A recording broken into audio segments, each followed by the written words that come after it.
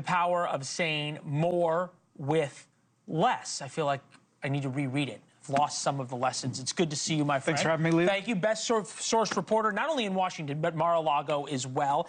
Is this a marriage of convenience, aligned interests, or a real friendship? What I can tell you for sure is they are both enjoying it. So these are two men who have everything, they've seen everything, and they are having a ball. I'm told that as President-elect Trump sorts through his cabinet possibilities, they're in this big room at Mar-a-Lago that has like a circus tent over the top with a chandelier coming down. Musk is there in his Occupied Mars T-shirt. I hope he has a few of those because you see that shirt in just about every shot. And Musk likes to free associate, so he just throws out ideas about how to rewire the government, how to cut the government. And some of them are very quirky, some of them are a business mind, very good, but Trump just drinks it in. Trump is loving it, and Trump loves to stress test it because here's something fascinating about them.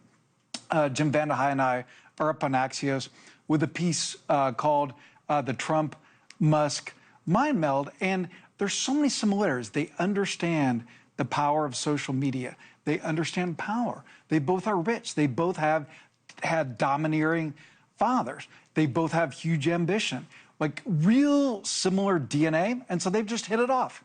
All right, we have never seen sort of a long-lasting relationship with Donald Trump and someone who thinks they can weigh in. I mean, we can look back to Rex Tillerson, CEO of Exxon, who thought he was pretty powerful, got fired when he was on the toilet over in Africa. Is there a prenup to this agreement? No, and by the way, I loved the romantic music was fantastic for that montage. I am told that President-elect Trump is clear-eyed about what's in it for Elon Musk. We saw the figures right there. And he's always, as you know, extremely conscious of anybody who might be riding his coattails. But he's just having a great time. And I think those pictures from South Texas today at the SpaceX launch near the Mexico border, they say it all. They were having such a great time. They were in the control room. They were in the factory bay. They were watching videos. They were gossiping about the vote count in Pennsylvania. They were tossing off a question about the cabinet, just having a blast. Okay, so we're sort of getting this view of this best friendship, and presidents have had friends in the past. You just didn't normally see it play out. On like X, he was calling himself First Buddy. A Trump grandchild has one of call him uncle, daughter. right? Kai Trump said he was the uncle. This is a different question, though. We've seen him now reportedly go meet with the Iranian ambassador to the UN, trying to broker some kind of détente between the Iranians and the United States. There's reports that he had a couple calls, perhaps, with Vladimir Putin over the past couple of years. We see him now on phone calls with Zelensky. Is the world to believe that he is a confidant, that he is an emissary, that he speaks for Donald Trump?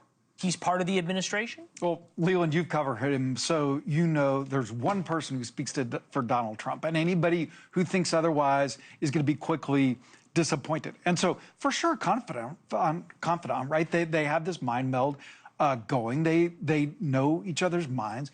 Trump likes the sort of like systems mind that Elon Musk has, the very rare mesh of like an incredible visionary who also gets systems. And Elon earned his way into Trump's heart, honestly. Like, he camped out in Pennsylvania.